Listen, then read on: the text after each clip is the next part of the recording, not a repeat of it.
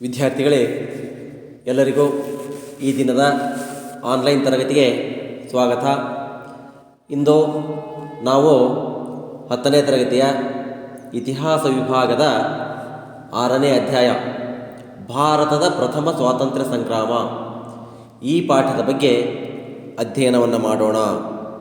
ಈ ಪಾಠವನ್ನು ಅಧ್ಯಯನ ಮಾಡೋದಕ್ಕಿಂತ ಮುಂಚೆ ಹಿಂದಿನ ಅಧ್ಯಾಯವಾದಂತಹ ಸಾಮಾಜಿಕ ಮತ್ತು ಧಾರ್ಮಿಕ ಸುಧಾರಣಾ ಚಳುವಳಿಗಳು ಈ ಪಾಠದ ಪುನರ್ಮನನವನ್ನು ಮಾಡೋಣ. ಬ್ರಹ್ಮ ಸಮಾಜದ ಬೋಧನೆಗಳು ಯಾವುವು? ಬ್ರಹ್ಮ ಸಮಾಜವು ಹಿಂದೂ ಧರ್ಮದಲ್ಲಿದ್ದ ಆಚಾರ ವಿಚಾರಗಳ ಸುಧಾರಣೆಗಾಗಿ ಪ್ರಯತ್ನಿಸಿತು. ಏಕದೇವತಾ ಆರಾಧನೆಯನ್ನು ಪ್ರತಿಪಾದಿಸಿದರು. ಅರ್ಥಹೀನ ಆಚರಣೆಗಳನ್ನು ವಿರೋಧಿಸಿತು. ಬಹುಪತ್ನಿತ್ವ, ಬಾಲ್ಯ ವಿವಾಹಗಳನ್ನು ವಿರೋಧಿಸಿತು. ಸ್ತ್ರೀ ಶೋಷಣೆ ಮತ್ತು ಸತಿ ಪದ್ಧತಿಗಳನ್ನು ವಿರೋಧಿಸಿತು. ಭಾರತೀಯರು ಪಾಶ್ಚಿಮಾತ್ಯ ನಾಗರಿಕತೆಯಲ್ಲಿರುವ ಒಳ್ಳೆಯದನ್ನು ಸ್ವೀಕರಿಸಬಹುದು ಎಂದು ಈ ಬ್ರಹ್ಮ ಸಮಾಜವು ತಿಳಿಸಿತು. ಇಂಗ್ಲಿಷ್ ಶಿಕ್ಷಣಕ್ಕೆ ಪ್ರೋತ್ಸಾಹವನ್ನು ನೀಡಿತು. ದಯಾನಂದ ಸರಸ್ವತಿಯವರ ವೇದಗಳಿಗೆ ಹಿಂದಿರುಗಿ ಎನ್ನುವ ಘೋಷಣೆಯನ್ನು ವಿಶ್ಲೇಷಿಸಿ. ದಯಾನಂದ ಸರಸ್ವತಿಯವರು ಆರ್ಯ ಸಮಾಜವನ್ನು ಸ್ಥಾಪಿಸಿ ಹಿಂದೂ ಧರ್ಮದಲ್ಲಿದ್ದಂತಹ ನಂಬಿಕೆಗಳನ್ನು ತೊಡೆದುಹಾಕಲು ಪ್ರಯತ್ನಿಸಿದರು. ವೇದಗಳನ್ನು ಓದುವುದರಿಂದ ಆಧುನಿಕ ಭಾರತದ ಸಮಸ್ಯೆಗಳಿಗೆ ಪರಿಹಾರಗಳನ್ನು ಕಂಡುಕೊಳ್ಳಬಹುದು ಎಂಬುದನ್ನು ತಿಳಿಸಿ ಹೇಳಿದರು. ವೇದಗಳು ಮಾತ್ರ ಪ್ರಾಮಾಣಿಕ ಎಂದು ತಿಳಿಸಿದರು. ವೇದಗಳಿಗೆ ಹಿಂದಿರುಗಿ ಎನ್ನುವಂಥ ಒಂದು ಘೋಷಣೆಯನ್ನು ನೀಡಿ ಹಿಂದೂಗಳು ವೇದಗಳ ಪ್ರಾಮುಖ್ಯತೆಯನ್ನು ತಿಳಿದುಕೊಳ್ಳುವಂತೆ ಮಾಡಿದರು. ತಮ್ಮ ಗ್ರಂಥವಾದಂತಹ ಸತ್ಯಾರ್ಥ ಪ್ರಕಾಶದಲ್ಲಿ ತಮ್ಮ ವಿಚಾರಗಳನ್ನು ಪ್ರತಿಪಾದಿಸಿದ್ದಾರೆ. ಸತ್ಯಶೋಧಕ ಸಮಾಜವು ಪ್ರತಿಪಾದಿಸಿದ ಸುಧಾರಣೆಗಳನ್ನು ವಿವರಿಸಿ. ಈ ಒಂದು ಸತ್ಯಶೋಧಕ ಸಮಾಜವು ಅಸ್ಪೃಶ್ಯತಾ ಆಚರಣೆಗಳನ್ನು ವಿರೋಧಿಸಿತು. ಶೂದ್ರರು ಮತ್ತು ಅತಿ ಶೂದ್ರರು ಅನುಭವಿಸುತ್ತಿದ್ದಂತಹ ಗುಲಾಮಗಿರಿಯನ್ನು ಖಂಡಿಸಿತು. ಶೂದ್ರರು ಮತ್ತು ಹೆಣ್ಣು ಮಕ್ಕಳ ಶಿಕ್ಷಣಕ್ಕಾಗಿ ಶಾಲೆಗಳನ್ನು ತೆರೆದರು. ಹೆಣ್ಣು ಮಕ್ಕಳಿಗೆ ವಸತಿ ನಿಲಯವನ್ನು ಸ್ಥಾಪಿಸಲಾಯಿತು.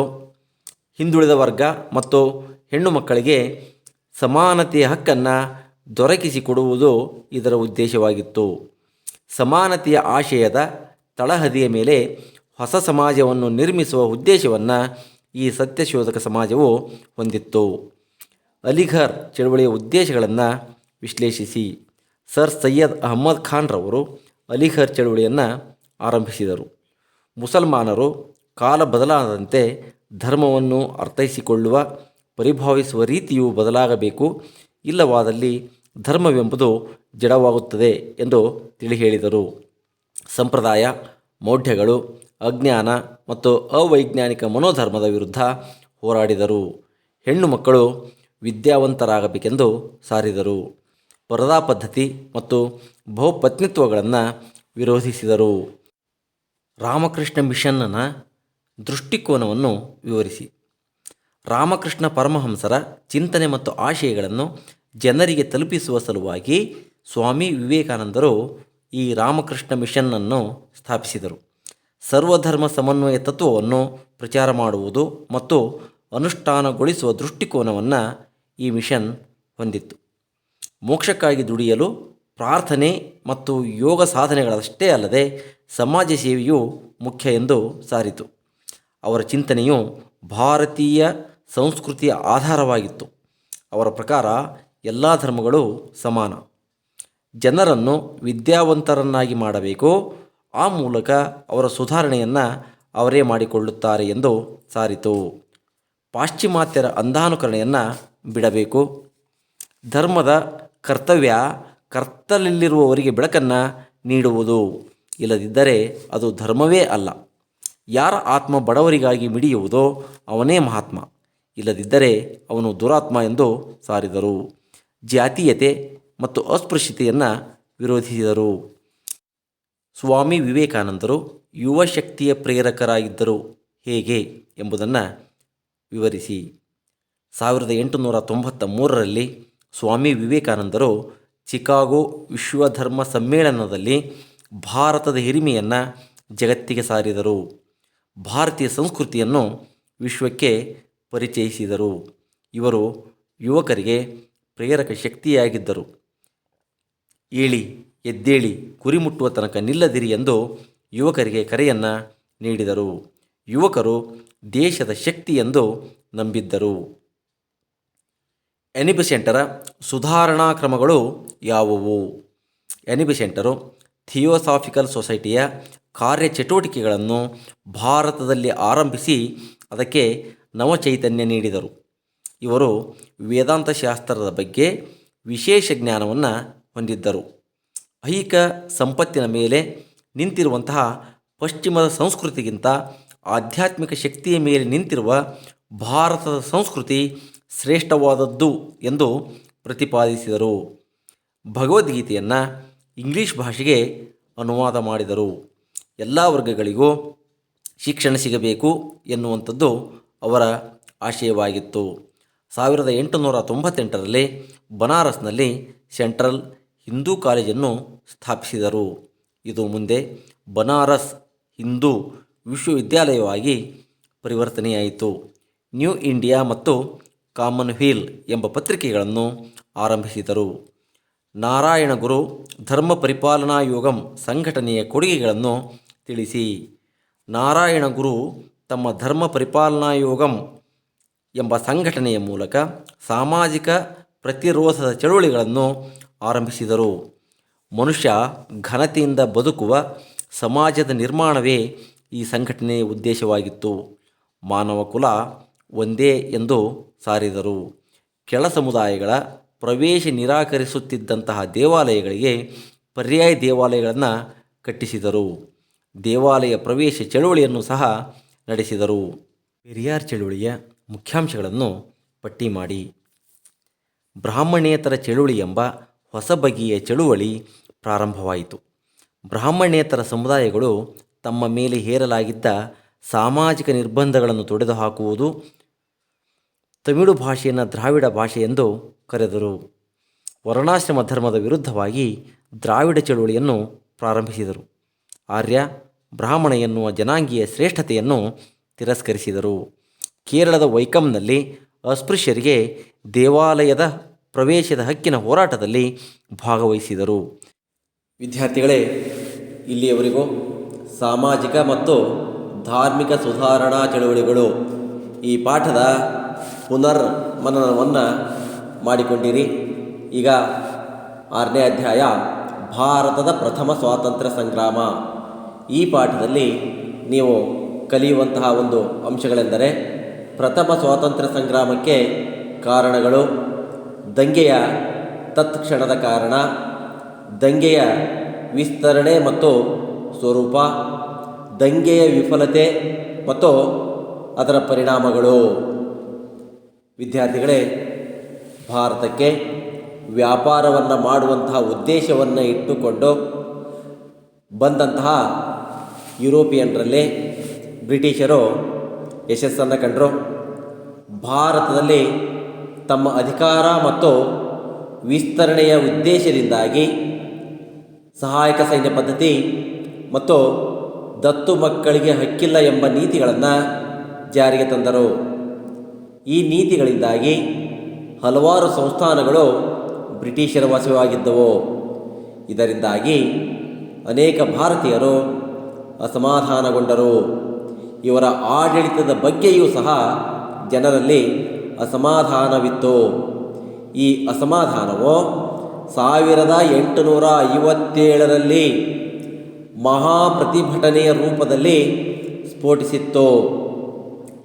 ಈ ಸ್ಫೋಟವನ್ನು ಅಥವಾ ದಂಗೆಯನ್ನು ಕೆಲವು ಭಾರತೀಯ ಇತಿಹಾಸಕಾರರು ಭಾರತದ ಪ್ರಥಮ ಸ್ವಾತಂತ್ರ್ಯ ಸಂಗ್ರಾಮ ಎಂದು ಕರೆದರೆ, ಇಂಗ್ಲಿಷ್ ಇತಿಹಾಸಕಾರರು ಇದೊಂದು ಸಿಪಾಯಿ ದಂಗೆ ಮಾತ್ರ ಎಂದು ಕರೆದಿದ್ದಾರೆ.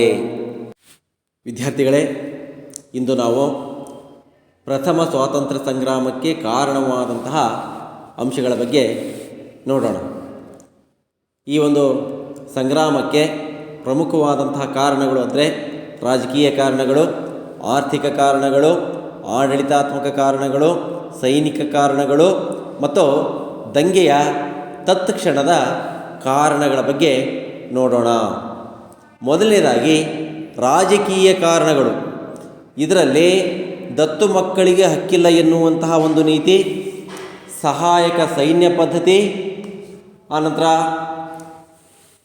ರಾಜರು ಮತ್ತು ನವಾಬರುಗಳಿಗಿದ್ದಂತಹ ಪದವಿಗಳ ಒಂದು ರದ್ದತಿ, ಹಲವಾರು ರಾಜರುಗಳನ್ನು ಅಧಿಕಾರದಿಂದ ಪದಚ್ಯುತಗೊಳಿಸಿದರು, ಆಡಳಿತ ಕುಸಿದು ಬಿದ್ದಿದೆ ಎನ್ನುವಂತಹ ನೆಪವನ್ನು ಒಡ್ಡಿ ಹಲವಾರು ಪ್ರದೇಶಗಳನ್ನು ತಮ್ಮ ಹಿಡಿತಕ್ಕೆ ತೆಗೆದುಕೊಂಡರು.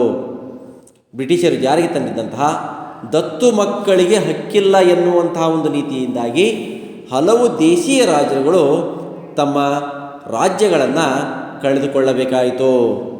ವಿದ್ಯಾರ್ಥಿಗಳೇ, 1848ರಲ್ಲಿ ಭಾರತಕ್ಕೆ ಗವರ್ನರ್ ಜನರಲ್ ಆಗಿ ಬಂದಿದ್ದಂತಹ ಡಾಲ್ಹೌಸಿಯು ಭಾರತದ ಎಲ್ಲ ದೇಶೀಯ ಸಂಸ್ಥಾನಗಳನ್ನು ಬ್ರಿಟಿಷ್ ಸಾಮ್ರಾಜ್ಯದಲ್ಲಿ ವಿಲೀನಗೊಳಿಸುವ ಅಂತಿಮ ಪ್ರಯತ್ನವನ್ನು ನಡೆಸಿದ. ಅದಕ್ಕೆ ಇವನು ಜಾರಿಗೆ ತಂದಂತಹ ದತ್ತು ಮಕ್ಕಳಿಗೆ ಹಕ್ಕಿಲ್ಲ ಎನ್ನುವಂತಹ ನೀತಿಯು ಪ್ರೇರಣೆಯನ್ನು ನೀಡಿತು. ಈ ನೀತಿಯ ಪ್ರಕಾರ ಯಾವನೇ ಒಬ್ಬ ಭಾರತೀಯ ರಾಜನು ಮಕ್ಕಳಿಲ್ಲದೆ ಮೃತನಾದರೆ ಅವನು ದತ್ತು ತೆಗೆದುಕೊಂಡಿದ್ದಂತಹ ಪುತ್ರನಿಗೆ ಉತ್ತರಾಧಿಕಾರದ ಹಕ್ಕು ಇರುತ್ತಿರಲಿಲ್ಲ. ಈ ಒಂದು ದತ್ತು ಮಕ್ಕಳಿಗೆ ಹಕ್ಕಿಲ್ಲ ಎನ್ನುವಂತಹ ನೀತಿಯಿಂದಾಗಿ ಸತಾರಾ, ಜೈಪುರ, ಝಾನ್ಸಿ, ಉದಯಪುರ ಮುಂತಾದಂತಹ ಸಂಸ್ಥಾನಗಳು ಬ್ರಿಟಿಷರ ವಶವಾದವು. ಇನ್ನು ಡಾಲ್ಹೌಸಿಯು ತಂಜಾವೂರು ಮತ್ತು ಕಾರ್ನಾಟಿಕ್ ನವಾಬರುಗಳಿಗಿದ್ದಂತಹ ರಾಜ ಪದವಿಗಳನ್ನು ರದ್ದುಪಡಿಸಿದನು. ಮೊಘಲ್ ಚಕ್ರವರ್ತಿ, ಔಧ್ನ ನವಾಬ ಮೊದಲಾದ ರಾಜರುಗಳನ್ನು ಇಂಗ್ಲಿಷರು ಅಧಿಕಾರದಿಂದ ಪದಚ್ಯುತಗೊಳಿಸಿದರು. ಜೊತೆಗೆ ಸಹಾಯಕ ಸೈನ್ಯ ಪದ್ಧತಿಯು ಸಹ ಇವರ ಒಂದು ಸಾಮ್ರಾಜ್ಯ ವಿಸ್ತರಣೆಗೆ ಸಹಾಯಕವಾಯಿತು. ಈ ಒಂದು ಪದ್ಧತಿ ಪ್ರಕಾರ ಇಂಗ್ಲಿಷ್ ಸೈನ್ಯದ ಒಂದು ತುಕಡಿಯನ್ನು ದೇಶೀಯ ರಾಜನು ಇಟ್ಟುಕೊಂಡು ಅದರ ಸಂಪೂರ್ಣ ಖರ್ಚು ವೆಚ್ಚವನ್ನು ನಿರ್ವಹಿಸಬೇಕಾಗಿತ್ತು. ಇಂಗ್ಲಿಷ್ ಸರ್ಕಾರವು ಆಶ್ರಿತ ಸಂಸ್ಥಾನದಲ್ಲಿ ಒಬ್ಬ ರೆಸಿಡೆಂಟನನ್ನು ನೇಮಿಸಿ ಆತನ ಮೂಲಕವಾಗಿ ಆಂತರಿಕ ವ್ಯವಹಾರಗಳನ್ನು ನಿಯಂತ್ರಣದಲ್ಲಿ ಇರಿಸಿಕೊಂಡಿತು. ಹೀಗೆ ಸಹಾಯಕ ಸೈನ್ಯ ಪದ್ಧತಿಯ ಮೂಲಕ ಹಲವಾರು ಪ್ರದೇಶಗಳನ್ನು ಇಂಗ್ಲಿಷರು ತಮ್ಮ ವಶಕ್ಕೆ ತೆಗೆದುಕೊಂಡರು. ಇವೆಲ್ಲವುಗಳ ಪರಿಣಾಮವಾಗಿ ಈ ರಾಜರುಗಳನ್ನು ಅವಲಂಬಿಸಿದ್ದಂತಹ ಲಕ್ಷಾಂತರ ಸೈನಿಕರು ನಿರುದ್ಯೋಗಿಗಳಾದರು. ಇದು ಬ್ರಿಟಿಷರ ವಿರುದ್ಧದ 1857ರ ಪ್ರತಿಭಟನೆಗೆ ಪ್ರೇರಕವಾಯಿತು. ಇನ್ನು ಎರಡನೆಯದಾಗಿ ಆರ್ಥಿಕ ಕಾರಣಗಳು. ವಿದ್ಯಾರ್ಥಿಗಳೇ, ಇಂಗ್ಲೆಂಡಿನಲ್ಲಾದಂತಹ ಕೈಗಾರಿಕಾ ಕ್ರಾಂತಿಯಿಂದಾಗಿ ಭಾರತದ ಕರಕುಶಲತೆ ಮತ್ತು ದೇಶೀಯ ಕೈಗಾರಿಕೆಗಳು ಕ್ಷೀಣಿಸಿದವು. ಇಂಗ್ಲೆಂಡ್ ಕೇವಲ ವ್ಯಾಪಾರಿ ರಾಷ್ಟ್ರವಾಗಿರದೆ ಕೈಗಾರಿಕೆಗಳ ಒಂದು ಕಾರ್ಯಾಗಾರವೂ ಸಹ ಆಯಿತು. ಇದರಿಂದಾಗಿ ಭಾರತದಲ್ಲಿದ್ದಂತಹ ಕರಕುಶಲಗಾರರು ನಿರುದ್ಯೋಗಿಗಳಾದರು. ವಿಶೇಷವಾಗಿ ಬಟ್ಟೆ ಮತ್ತು ಉಣ್ಣೆ ಕೈಗಾರಿಕೆಗಳು ಅವನತಿ ಹೊಂದಿ ನೇಕಾರಿಕೆ ವೃತ್ತಿಯವರು ಉದ್ಯೋಗವನ್ನು ಕಳೆದುಕೊಂಡರು. ಗೃಹ ಕೈಗಾರಿಕೆಗಳು ಸಹ ಇದೇ ರೀತಿಯಲ್ಲಿ ತೀವ್ರ ಆರ್ಥಿಕ ನಷ್ಟವನ್ನು ಅನುಭವಿಸಿ ಶಿಥಿಲಗೊಂಡವು. ಭಾರತದ ವಸ್ತುಗಳನ್ನು ಇಂಗ್ಲೆಂಡಿನಲ್ಲಿ ಮಾರಾಟ ಮಾಡಲು ಇಂಗ್ಲಿಷರು ದುಬಾರಿ ಸುಂಕವನ್ನು ಹೇರಿದರು. ಜಮೀನ್ದಾರಿ ಪದ್ಧತಿಯಿಂದಾಗಿಯೂ ಸಹ ಸರ್ಕಾರ ಮತ್ತು ರೈತನ ಮಧ್ಯೆ ಇದ್ದಂತಹ ಮಧ್ಯವರ್ತಿ ಜಮೀನ್ದಾರನು ಕೃಷಿಕರನ್ನು ಶೋಷಿಸುತ್ತಿದ್ದನು. ಕಂದಾಯ ವಸೂಲಿ ಮಾಡಲು ತಾಲೂಕುದಾರರಿಗೆ ನೀಡಿದ್ದಂತಹ ಹಕ್ಕುಗಳನ್ನು ಹಿಂಪಡೆಯಲಾಯಿತು. ಇನಾಮ್ ಆಯೋಗವನ್ನು ನೇಮಿಸಿ ಇನಾಮ್ ಭೂಮಿಯನ್ನು ವಾಪಸ್ಸು ಪಡೆಯಲಾಯಿತು. ಇದರಿಂದಾಗಿ ಕೃಷಿಕರು ತೀವ್ರವಾಗಿ ಅವಮಾನ ಮತ್ತು ಆರ್ಥಿಕ ಸಂಕಷ್ಟವನ್ನು ಅನುಭವಿಸಿದರು. ಇದೂ ಸಹ ರೈತರ ಪ್ರತಿಭಟನೆಗೆ ಕಾರಣವಾಯಿತು. ಜೊತೆಗೆ ಭಾರತದ ಬಟ್ಟೆಗಳು ಇಂಗ್ಲೆಂಡಿನಲ್ಲಿ ಮಾರಾಟವಾಗದಂತೆ ಅದರ ಮೇಲೆ ಇಂಗ್ಲೀಷರು ದುಬಾರಿ ಸುಂಕವನ್ನು ಸಹ ಹೇರಿದರು. ಇದರಿಂದಾಗಿ ಭಾರತದ ರಫ್ತು ಸಹ ಸಂಪೂರ್ಣವಾಗಿ ನಿಂತಿತು. ಆಡಳಿತಾತ್ಮಕ ಕಾರಣಗಳು: ಇಂಗ್ಲೀಷರು ಹೊಸ ನಾಗರಿಕ ಮತ್ತು ಅಪರಾಧ ಕಾಯ್ದೆಗಳನ್ನು ಜಾರಿಗೆ ತಂದರು. ಕಾನೂನಿನಲ್ಲಿ ಪಕ್ಷಪಾತ ಮತ್ತು ಭಾರತೀಯರಿಗೆ ಪ್ರತ್ಯೇಕವಾದಂತಹ ನಿಯಮಗಳು ಅನ್ವಯವಾಗುತ್ತಿದ್ದವು. ಆಂಗ್ಲ ಭಾಷೆಯು ನ್ಯಾಯಾಲಯದ ಭಾಷೆಯಾಯಿತು.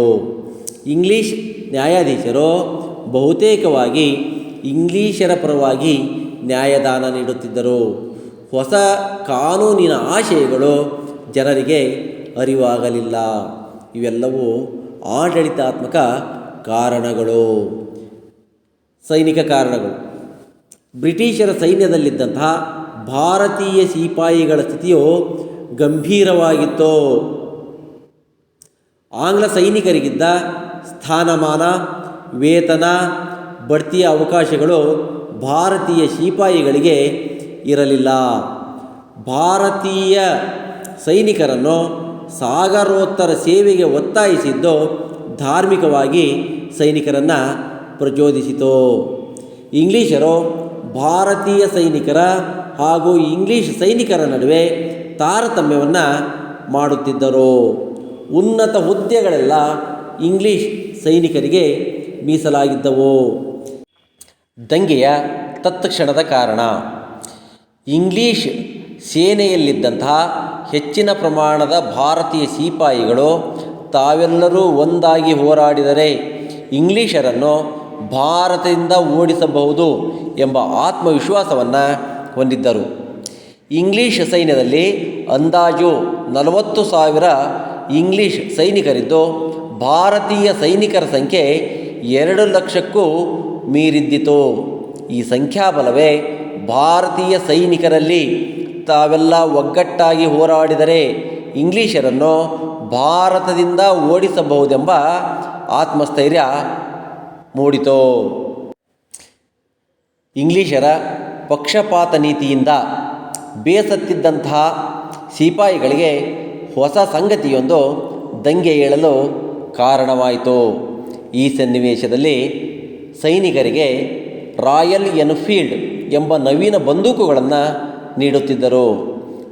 ಈ ತೋಟಾಗಳಿಗೆ ದನದ ಮತ್ತು ಹಂದಿಯ ಕೊಬ್ಬನ್ನು ಸವರಿದ್ದಾರೆ ಎನ್ನುವಂತಹ ವದಂತಿ ಹರಡಿತ್ತು. ಇವುಗಳಿಂದ ಬಾಯಿಯಿಂದ ಕಚ್ಚಿ ತೆರೆಯಬೇಕಾಗಿತ್ತು. ಇಲ್ಲಿ ಹಿಂದೂಗಳಿಗೆ ಹಸು ಪವಿತ್ರವಾದರೆ ಮುಸ್ಲಿಮರಿಗೆ ಹಂದಿಯು ನಿಷಿದ್ಧವಾಗಿತ್ತು. ಇದು ಹಿಂದೂ ಮತ್ತು ಮುಸ್ಲಿಮರಿಗೆ ತೀವ್ರವಾದಂತಹ ಒಂದು ಕೋಪವನ್ನು ಉಂಟು ಮಾಡಿತು. ಈ ಘಟನೆಯೇ ದಂಗೆಗೆ ತತ್ಕ್ಷಣದ ಕಾರಣವಾಯಿತು. ಬ್ಯಾರಕ್ಪುರದಲ್ಲಿದ್ದಂತಹ ಸೈನಿಕ ಪಡೆಯಲ್ಲಿ ಹಬ್ಬಿದಂತಹ ಈ ವದಂತಿಯು ತೀವ್ರ ಅಸಮಾಧಾನಕ್ಕೆ ಕಾರಣವಾಯಿತು. ಸೈನಿಕರಿಗೆ ತುಪಾಕಿಯನ್ನು ಹಲ್ಲಿನಿಂದ ಕಚ್ಚಿ ತೆಗೆಯುವಂತೆ ಇಂಗ್ಲೀಷರು ಆದೇಶಿಸಿದಾಗ ಇದನ್ನು ತಿರಸ್ಕರಿಸಿ ಮೇಲಾಧಿಕಾರಿಗಳ ವಿರುದ್ಧ ಬ್ಯಾರಕ್ಪುರದ ಸೈನಿಕರು ಬಂಡಾಯವೆದ್ದರು. ಇದೇ ಸಂದರ್ಭದಲ್ಲಿ ಮಂಗಲ್ ಪಾಂಡೆ ಎಂಬ ಸೈನಿಕನು ಆದೇಶವನ್ನು ನೀಡಿದಂತಹ ಮೇಜರ್ ಹಡ್ಸನ್ ಎನ್ನುವಂತಹ ಅಧಿಕಾರಿಯನ್ನು ಕೊಂದು ಹಾಕಿದನು. ಇದರ ಪರಿಣಾಮವಾಗಿ ಮಂಗಲ್ ಪಾಂಡೆಯನ್ನು ಬಂಧಿಸಿ ವಿಚಾರಣೆಗೊಳಪಡಿಸಿ ಗಲ್ಲಿಗೇರಿಸಲಾಯಿತು. ಇದರಿಂದ ಕುಪಿತರಾದಂತಹ ಸಿಪಾಯಿಗಳು ಬಹಿರಂಗವಾಗಿ ದಂಗೆ ಎದ್ದರು. ಇನ್ನು ದಂಗೆಯ ಹರಡುವಿಕೆ: ಮೀರತ್ ಈ ಪ್ರದೇಶ ಬ್ರಿಟಿಷರ ಪ್ರಬಲ ಸೇನಾ ನೆಲೆಯಾಗಿತ್ತು. ಇಲ್ಲಿಯೂ ಕೂಡ ಇಂಗ್ಲೀಷರು ಭಾರತೀಯ ಸೈನಿಕರಿಗೆ ತುಪಾಕಿಗಳನ್ನು ಬಳಸಲು ಆದೇಶಿಸಿದಾಗ ಭಾರತೀಯ ಸೈನಿಕರು ಅದನ್ನು ನಿರಾಕರಿಸಿದರು. ಆಗ ಸಿಪಾಯಿಗಳನ್ನು ಬಂಧಿಸಲಾಯಿತು. ಇದರಿಂದಾಗಿ ಮೀರತ್ನಲ್ಲಿ ದಂಗೆ ಉಂಟಾಯಿತು. ಇದರ ಪರಿಣಾಮವಾಗಿ ಸೈನಿಕರು ಸೆರೆಮನೆಗೆ ನುಗ್ಗಿ ಈಗಾಗಲೇ ಬಂಧಿತರಾಗಿದ್ದಂತಹ ಭಾರತೀಯ ಸಿಪಾಯಿಗಳನ್ನು ಬಿಡುಗಡೆಗೊಳಿಸಿದರು. ಇದು ಸ್ವಾತಂತ್ರ್ಯ ಸಂಗ್ರಾಮದ ಬೀಜಾಂಕುರಕ್ಕೆ ನಾಂದಿಯಾಯಿತು. ನಂತರ ಸೈನಿಕರ ಗುಂಪು ಮೀರತ್ನಿಂದ ದೆಹಲಿಗೆ ತಲುಪಿತು. ಆ ಸೈನ್ಯ ಕೆಂಪು ಕೋಟೆಯನ್ನು ನುಗ್ಗಿ ಮೊಘಲ್ ದೊರೆ 2ನೇ ಬಹದ್ದೂರ್ ಶಾನನ್ನು ಭಾರತದ ಚಕ್ರವರ್ತಿ ಎಂದು ಘೋಷಿಸಿತು. ಆಗ ಹಲವಾರು ಭಾಗಗಳಿಂದ ಪ್ರತಿಭಟನಾ ನಿರತ ಸಿಪಾಯಿಗಳು ದೆಹಲಿಯನ್ನು ತಲುಪಿದರು. ಇದರಿಂದಾಗಿ ಪ್ರತಿಭಟನೆಯು ತೀವ್ರ ಸ್ವರೂಪವನ್ನು ತಾಳಿತು. ಕಾಳ್ಗಿಚ್ಚಿನಂತೆ ಪ್ರತಿಭಟನೆಯು ದೆಹಲಿ, ಕಾನ್ಪುರ ಮತ್ತು ಝಾನ್ಸಿಗಳಲ್ಲಿ ಹರಡಿತು. ಕಾನ್ಪುರದಲ್ಲಿ ನಾನಾ ಸಾಹೇಬನು ಇಂಗ್ಲೀಷರ ವಿರುದ್ಧ ದಂಗೆ ಎದ್ದನು. ಈತನಿಗೆ ತಾತ್ಯಾ ಟೋಪಿಯು ಸಹಾಯಕನಾಗಿದ್ದನು. ಝಾನ್ಸಿಯಲ್ಲಿ ರಾಣಿ ಲಕ್ಷ್ಮೀಬಾಯಿಯ ನಾಯಕತ್ವದಲ್ಲಿ ದಂಗೆ ಉಂಟಾಯಿತು. ಕಾನ್ಪುರ ಬ್ರಿಟಿಷರ ವಶವಾದ ನಂತರ ತಾತ್ಯಾ ಟೋಪಿಯು ಝಾನ್ಸಿ ರಾಣಿಯ ಸಹಾಯಕ್ಕೆ ಬಂದನು. ವಿದ್ಯಾರ್ಥಿಗಳೇ, ಈ ಕಾನ್ಪುರದ ಘಟನೆಯನ್ನು ನೋಡುವುದಾದರೆ, ಕಾನ್ಪುರದ ಬಳಿ ಇದ್ದಂತಹ ನಾನಾ ಸಾಹೇಬ ತಾನೇ ಪೇಶ್ವೆ ಎಂದು ಘೋಷಿಸಿ ಕಾನ್ಪುರ ದಂಗೆಯ ನಾಯಕತ್ವವನ್ನು ವಹಿಸಿಕೊಂಡನು. ಬಹುಸಂಖ್ಯೆಯಲ್ಲಿ ಇಂಗ್ಲೀಷರು ಶರಣಾಗತರಾದರು ಹಾಗೂ ನಾನಾ ಸಾಹೇಬರಿಂದ ಹೆಚ್ಚು ಇಂಗ್ಲೀಷರು ಕೊಲ್ಲಲ್ಪಟ್ಟರು. ಮುಂದೆ ಜೂನ್ 17, 1857ರಲ್ಲಿ ಜನರಲ್ ಹ್ಯಾವ್ಲಾಕ್ ಈತ ಕಾನ್ಪುರವನ್ನು ವಶಪಡಿಸಿಕೊಂಡನು. ನಾನಾ ಸಾಹೇಬನು ಇಂಗ್ಲೀಷರ ಕೈಗೆ ಸಿಗದೆ ನೇಪಾಳಕ್ಕೆ ಓಡಿ ಹೋದನು. ಆದರೆ ಆತನ ಸೇನಾಧಿಪತಿಯಾದಂತಹ ತಾತ್ಯಾ ಟೋಪಿ ಕಾನ್ಪುರವನ್ನು ಪುನಃ ವಶಪಡಿಸಿಕೊಂಡನು. ಆದರೆ ಕಾನ್ಪುರವನ್ನು ಬಹುಕಾಲ ಉಳಿಸಿಕೊಳ್ಳಲಾಗಲಿಲ್ಲ. ಇಂಗ್ಲೀಷರು ಝಾನ್ಸಿಗೆ ಮುತ್ತಿಗೆಯನ್ನು ಹಾಕಿದರು. ಅಲ್ಲಿಗೆ 20,000 ಸಿಪಾಯಿಗಳ ಸೇನೆಯೊಂದಿಗೆ ಸಹಾಯಕ್ಕಾಗಿ ತಾತ್ಯಾ ಟೋಪಿಯು ಧಾವಿಸಿದನು. ಆದರೆ ಅಲ್ಲಿಯೂ ಸೋಲಾದಾಗ ಕಾಡಿನಲ್ಲಿ ಅಡಗಿಕೊಂಡನು. ಆಗ ಮಾನಸಿಂಗ್ ಎಂಬ ದೇಶದ್ರೋಹಿ ಇವನನ್ನು ಬ್ರಿಟಿಷರಿಗೆ ಹಿಡಿದುಕೊಟ್ಟನು. ಆಗ ಇಂಗ್ಲೀಷರು ತಾತ್ಯಾ ಟೋಪಿಗೆ ಮರಣದಂಡನೆಯನ್ನು ವಿಧಿಸಿದರು. ಲಖನೌವಿನಲ್ಲಿ ದಂಗೆ 1857ರ ದಂಗೆಗೆ ವಿಸ್ತೃತ ಸ್ವರೂಪ ಬಂದದ್ದು ಅವಧ್ನಲ್ಲಿ ನಡೆದಂತಹ ದಂಗೆಯಿಂದ. ಅವಧ್ನ ನವಾಬನಾದಂತಹ ವಾಜಿದ್ ಅಲಿ, ಅವನ ರಾಣಿಯಾದಂತಹ ಬೇಗಂ ಹಜರತ್ ಮಹಲ್ ಬ್ರಿಟಿಷರ ವಿರುದ್ಧ ದಂಗೆ ಎದ್ದಳು. ಈಕೆಯ ಗಂಡ ನವಾಬ ವಜೀರ್ ಅಲಿ ಕಲ್ಕತ್ತಾದಲ್ಲಿ ಸೆರೆಯಾಗಿದ್ದನು. ಆಗ ಜನರು ಮತ್ತು ಸಿಪಾಯಿಗಳು ಸೇರಿ ಬ್ರಿಟಿಷರ ವಿರುದ್ಧ ದಂಗೆ ಎದ್ದರು. ನವಾಬನ ಮಗನನ್ನು ಅವಧ್ನ ನವಾಬನೆಂದು ಘೋಷಿಸಿ ಬೇಗಂ ಹಜರತ್ ಮಹಲ್ ತಾನೇ ಅಧಿಕಾರವನ್ನು ವಹಿಸಿಕೊಂಡಳು. ಆದರೆ ಅವಧ್ನ ರಾಜಧಾನಿ ಲಖನೌ ಬ್ರಿಟಿಷರ ವಶವಾಯಿತು. ಬೇಗಂ ತಪ್ಪಿಸಿಕೊಂಡು ನೇಪಾಳಕ್ಕೆ ಪಲಾಯನ ಮಾಡಿದಳು. ನಂತರ ಮಧ್ಯಪ್ರದೇಶದಲ್ಲಿ ದಂಗೆ ಆರಂಭವಾಯಿತು. ಇಲ್ಲಿ ದತ್ತುಪುತ್ರರಿಗೆ ಉತ್ತರಾಧಿಕಾರದ ಹಕ್ಕಿಲ್ಲ ಎಂಬ ನೀತಿಯನ್ನು ವಿರೋಧಿಸಿ ಝಾನ್ಸಿ ರಾಣಿ ಲಕ್ಷ್ಮೀಬಾಯಿ ಇಂಗ್ಲೀಷರೊಂದಿಗೆ ಯುದ್ಧವನ್ನು ಹೂಡಿದಳು. ರಾಣಿಯು ತನ್ನ ದತ್ತು ಪುತ್ರನನ್ನು ಬೆನ್ನಿಗೆ ಕಟ್ಟಿಕೊಂಡು ಇಂಗ್ಲೀಷರೊಡನೆ ಹೋರಾಡಿ ಗ್ವಾಲಿಯರನ್ನು ವಶಪಡಿಸಿಕೊಂಡಳು. ಇಂಗ್ಲೀಷ್ ಜನರು ಕೋಟೆಯಲ್ಲಿ ಆಶ್ರಯವನ್ನು ಪಡೆದರು. ರಾಣಿಯ ಸೇನಾಪಡೆಗಳು ಕೋಟೆಗೂ ಮುತ್ತಿಗೆ ಹಾಕಿ ಅದನ್ನು ವಶಪಡಿಸಿಕೊಂಡವು. ಮತ್ತೊಮ್ಮೆ ಇಂಗ್ಲೀಷರೊಂದಿಗೆ ಯುದ್ಧ ನಡೆದಾಗ ಸ್ವತಃ ಕುದುರೆ ಏರಿ ಯುದ್ಧ ಖಡ್ಗ ಹಿಡಿದು ಹೋರಾಡಿ ರಾಣಿಯು ಅಸುನೀಗಿದಳು. ಬಂಡಾಯಗಾರರಲ್ಲಿ ಅತ್ಯಂತ ಶೂರಳೆಂದು ಒಬ್ಬ ಇಂಗ್ಲೀಷ್ ಸೇನಾನಿ ಅವಳನ್ನು ಕರೆದಿದ್ದಾನೆ. ವಿದ್ಯಾರ್ಥಿಗಳೇ, ಹೀಗೆ ಭಾರತದಾದ್ಯಂತ ಹಲವಾರು ಪ್ರದೇಶಗಳಲ್ಲಿ ದಂಗೆಗಳು ನಡೆದರೂ ಸಹ ಈ ದಂಗೆಯು ವಿಫಲವಾಯಿತು. ಈ ದಂಗೆಗೆ ಹಲವಾರು ಕಾರಣಗಳಿವೆ. 1857ರಲ್ಲಿ ನಡೆದಂತಹ ಪ್ರಥಮ ಸ್ವಾತಂತ್ರ್ಯ ಸಂಗ್ರಾಮವು ಹಲವಾರು ಕಾರಣಗಳಿಂದ ವಿಫಲವಾಯಿತು.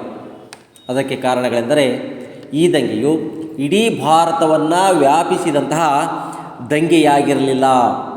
ಇದು ದೇಶದ ಬಿಡುಗಡೆಗಾಗಿ ನಡೆದದ್ದಕ್ಕಿಂತ ರಾಜ ರಾಣಿಯರ ಸ್ವಹಿತಾಸಕ್ತಿ ಮತ್ತು ಹಕ್ಕುಗಳಿಗಾಗಿ ನಡೆದಿತ್ತು. ಇದು ಯೋಜಿತ ದಂಗೆಯಾಗಿರದೆ ಅನಿರೀಕ್ಷಿತ ಕಾರಣಗಳಿಂದ ಪ್ರೇರೇಪಿತವಾಗಿತ್ತು. ಬ್ರಿಟಿಷ್ ಸೈನಿಕರಲ್ಲಿದ್ದಂತಹ ಒಕ್ಕಟ್ಟು ಭಾರತೀಯ ಸೈನಿಕರಲ್ಲಿ ಇರಲಿಲ್ಲ. ದಂಗೆಗೆ ಸೂಕ್ತವಾದಂತಹ ಮಾರ್ಗದರ್ಶನ ಮತ್ತು ವ್ಯವಸ್ಥಿತ ಸಂಘಟನೆಯ ಕೊರತೆ ಇತ್ತು. ಜೊತೆಗೆ ಭಾರತೀಯರಲ್ಲಿ ಯುದ್ಧತಂತ್ರ, ಸೈನಿಕ ಪರಿಣಿತಿ, ಸೂಕ್ತ ಸೇನಾ ನಾಯಕತ್ವ ಮತ್ತು ಶಿಸ್ತು ಮುಂತಾದವುಗಳ ಕೊರತೆ ಇತ್ತು. ಹೋರಾಟಗಾರರಲ್ಲಿ ನಿಶ್ಚಿತ ಗುರಿ ಇರಲಿಲ್ಲ. ಹಲವಾರು ದೇಶೀಯ ಸಂಸ್ಥಾನಗಳ ರಾಜರು ಬ್ರಿಟಿಷರಿಗೆ ತೋರಿದಂತಹ ನಿಷ್ಠೆಯಿಂದಾಗಿ ಸಿಪಾಯಿಗಳಿಗೆ ಬೆಂಬಲ ಸಿಗಲಿಲ್ಲ. ಸಿಪಾಯಿಗಳು ಮಾಡಿದಂತಹ ಲೂಟಿ, ದರೋಡೆ ಮೊದಲಾದಂತಹ ಗಂಭೀರವಾದಂತಹ ತಪ್ಪುಗಳಿಂದಾಗಿ ಜನರ ವಿಶ್ವಾಸವನ್ನು ಕಳೆದುಕೊಂಡರು. ಪರಿಣಾಮಗಳು: ಈಸ್ಟ್ ಇಂಡಿಯಾ ಕಂಪನಿಯ ಆಡಳಿತ ಕೊನೆಗೊಂಡು ಬ್ರಿಟನ್ ರಾಣಿಗೆ ಆಡಳಿತವು ವರ್ಗಾವಣೆಗೊಂಡಿತು. ಭಾರತದ ವ್ಯವಹಾರವನ್ನು ಬ್ರಿಟಿಷ್ ಪಾರ್ಲಿಮೆಂಟಿನ ಭಾರತದ ವ್ಯವಹಾರಗಳ ಕಾರ್ಯದರ್ಶಿಗೆ ಒಪ್ಪಿಸಲಾಯಿತು. 1858ರಲ್ಲಿ ಬ್ರಿಟನ್ ರಾಣಿಯು ಒಂದು ಘೋಷಣೆಯನ್ನು ಹೊರಡಿಸಿದಳು. ಅದರಲ್ಲಿ ಈ ಅಂಶಗಳು ಪ್ರಸ್ತಾಪಿಸಲಾಗಿತ್ತು. ಮೊದಲನೆಯದಾಗಿ, ಕಂಪನಿಯು ದೇಶೀಯ ರಾಜರುಗಳೊಂದಿಗೆ ಮಾಡಿಕೊಂಡಿದ್ದಂತಹ ಒಪ್ಪಂದಗಳನ್ನು ಅಂಗೀಕರಿಸಲಾಯಿತು. ಪ್ರಾದೇಶಿಕ ವಿಸ್ತರಣೆಯ ಅಪೇಕ್ಷೆಯನ್ನು ಕೈಬಿಡುವುದು, ಭಾರತೀಯರಿಗೆ ಸುಭದ್ರ ಸರ್ಕಾರವನ್ನು ನೀಡುವುದು, ಕಾನೂನಿನ ಮುಂದೆ ಸಮಾನತೆ, ಧಾರ್ಮಿಕ ಸಹಿಷ್ಣುತೆಯೊಂದಿಗೆ ಭಾರತೀಯರ ಧಾರ್ಮಿಕ ವಿಷಯಗಳಲ್ಲಿ ಹಸ್ತಕ್ಷೇಪ ಮಾಡುವಂತಿಲ್ಲ. ಹೀಗೆ ಈ ಎಲ್ಲ ವಿಷಯಗಳನ್ನು ಈ ಒಂದು 1858ರ ಘೋಷಣೆಯಲ್ಲಿ ರಾಣಿಯು ಹೊರಡಿಸಿದ್ದಳು. ಭಾರತೀಯರ ಪ್ರೀತಿ, ಬೆಂಬಲ, ವಿಶ್ವಾಸವಿಲ್ಲದಿದ್ದರೆ ನಾವು ಶಾಂತಿಯಿಂದ ಆಳ್ವಿಕೆ ಮಾಡಲು ಸಾಧ್ಯವಿಲ್ಲವೆಂಬುದನ್ನು ಬ್ರಿಟಿಷರು ಅರಿತರು. ಬ್ರಿಟಿಷರ ಬಗೆಗೆ ಇದ್ದಂತಹ ಭಾರತೀಯರ ಅಭಿಪ್ರಾಯಗಳನ್ನು ತಿಳಿದುಕೊಳ್ಳಲು ಮಾರ್ಗೋಪಾಯಗಳನ್ನು ಸೃಷ್ಟಿಸಿಕೊಳ್ಳದಿದ್ದುದು ಇದಕ್ಕೆ ಕಾರಣವೆಂದು ಬ್ರಿಟಿಷರು ಮನಗಂಡರು. ಹೀಗಾಗಿ ಈ ಘಟನೆಯ ನಂತರ ಶಾಸನ ರೂಪಿಸುವ ಪ್ರಕ್ರಿಯೆಯಲ್ಲಿ ಭಾರತೀಯರನ್ನು ಒಳಗೊಂಡುವಂತಹ ನೀತಿಯನ್ನು ಜಾರಿಗೊಳಿಸಿದರು. ಇದು ಭಾರತೀಯರ ಸ್ವಾತಂತ್ರ್ಯ ಹೋರಾಟಕ್ಕೆ ಹೊಸ ದಿಕ್ಸೂಚಿಯನ್ನು ನೀಡಿತು. ಭಾರತೀಯರು ಇನ್ನು ಮುಂದೆ ಹೋರಾಟದ ಪರ್ಯಾಯ ಮಾರ್ಗವನ್ನು ಹುಡುಕಿಕೊಳ್ಳುವ ಅನಿವಾರ್ಯತೆಯನ್ನು ಕಂಡುಕೊಂಡರು. ವಿದ್ಯಾರ್ಥಿಗಳೇ, ಇಲ್ಲಿಯವರೆಗೂ ಇತಿಹಾಸ ವಿಭಾಗದ 6ನೇ ಅಧ್ಯಾಯ ಭಾರತದ ಪ್ರಥಮ ಸ್ವಾತಂತ್ರ್ಯ ಸಂಗ್ರಾಮ ಈ ಪಾಠದ ಬಗ್ಗೆ ಅಧ್ಯಯನವನ್ನು ಮಾಡಿದ್ದೀರಿ. ಈಗ ಇದರ ಪುನರ್ಮನನವನ್ನು ಮಾಡೋಣ.